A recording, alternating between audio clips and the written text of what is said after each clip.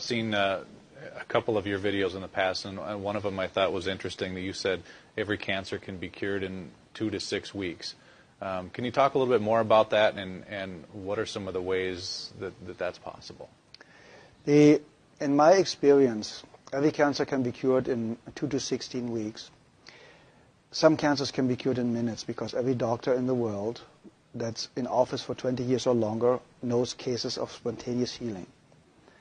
There's even a book out called Spontaneous Healing by a guy I really don't like, just stating that there are cases of spontaneous healing. That means if it's possible, we just have to find a way to access this. That's number one. The second, you get rid of acidosis and toxemia. The second, the body gets alkaline and oxygen-rich.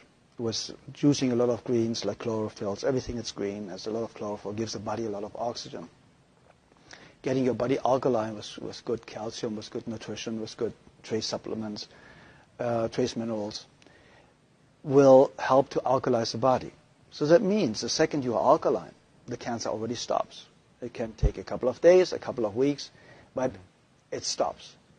You get the body to a healing pH level, which the pH scale goes from 0 to 14, so 7 is neutral, and you need to be slightly alkaline. 7.36 is ideal. But in the healing phase, you should go up to 7.5. It's a little bit over-alkalizing the system. A great friend of mine, Dr.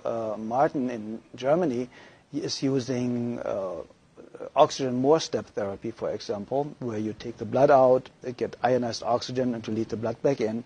And you do this 12 times, and you have basically brand new blood like a newborn baby. So you already eliminated the lack of oxygen. You see the blood coming out looks like black. They put the oxygen in and it becomes pink. And it's like legal doping. You get it and you feel so energized and you're so vital.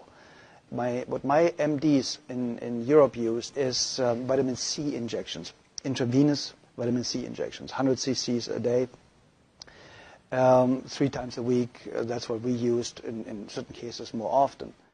Vitamin C injections, 100 cc's a day, 3 times a week. That's what we used in certain cases more often. And very often, believe it or not, in my personal experience, the tumors or the cancerous growth was basically gone within a couple of days. And because vitamin C is so powerful and one of the greatest healers out there, you can fix nearly every heart problem, cardiovascular problem with vitamin C. They want to take it off the market. So it's going to become a prescription medication, and then it's synthetic and will not work anymore, like vitamin E. Vitamin E basically helps you to cure very easy and fast blood pressure problems in any way, shape, or form. That's why they made a study with artificially created vitamin E, chemical created vitamin E. Said, see, it doesn't work. No, of course not. Chemicals don't work. Nature works. Mm-hmm. If nature creates a problem, nature creates a solution. Very simple and easy. If it didn't exist 100 years ago, you don't need it today. It's very, very simple. When you want to help somebody to educate themselves, to eliminate his or her own cancer really, really fast, I would basically start instantly with a vegan diet or with a raw food diet. My friend Paul Nissan is one of the greatest raw food chefs. He has fantastic books out there about raw food, so it's accessible for a couple of bucks how to do it. He has free videos all over his website. And I would go instantly on a raw food diet. I would go make sure, if I don't have a very rare kidney disease, to drink a gallon of water a day with half a teaspoon of sea salt in it a day, because we need salt for every body function. We need electricity. And this electricity can only be produced with enough salt, basically. So if you have a lack of salt, you have a blood pressure problem. See, and we're not supposed to have salt, though, too, especially if we have high blood pressure. That's what we're told. Okay, it's the opposite. The problem is they are talking about table salt. Very often, table salt is 1/3 glass, 1/3 sand, and 1/3 salt. So the glass or the sand is scratching the arteries, and they start to bleed. So now cholesterol and 1/3 salt. So the glass or the sand is scratching the arteries, and they start to bleed. So now cholesterol goes there to stop it from, to make you survive, to stop it from bleeding, so that you don't bleed to death internally. So now they say the cholesterol all of a sudden is the cause of the high blood pressure because it narrows the blood ways. And that's completely absurd because you die of not enough cholesterol.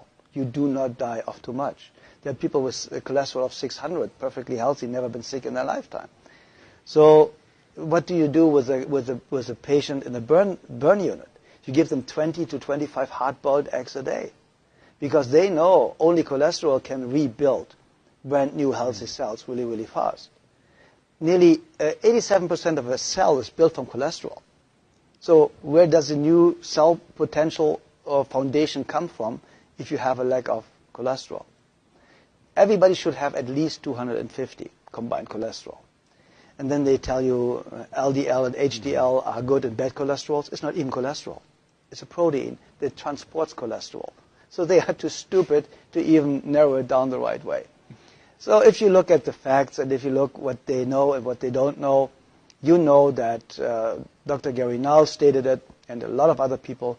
The medical profession, the medical doctor statistically has the shortest lifespan of 56 years of age, the highest abuse rate of alcohol and drugs, the highest suicide rate, only the psychiatrist is higher. And so you go to somebody that has the lowest lifespan, highest suicide rate, highest drug abuse rate, to ask them how to have a healthy, happy, long life. Yeah.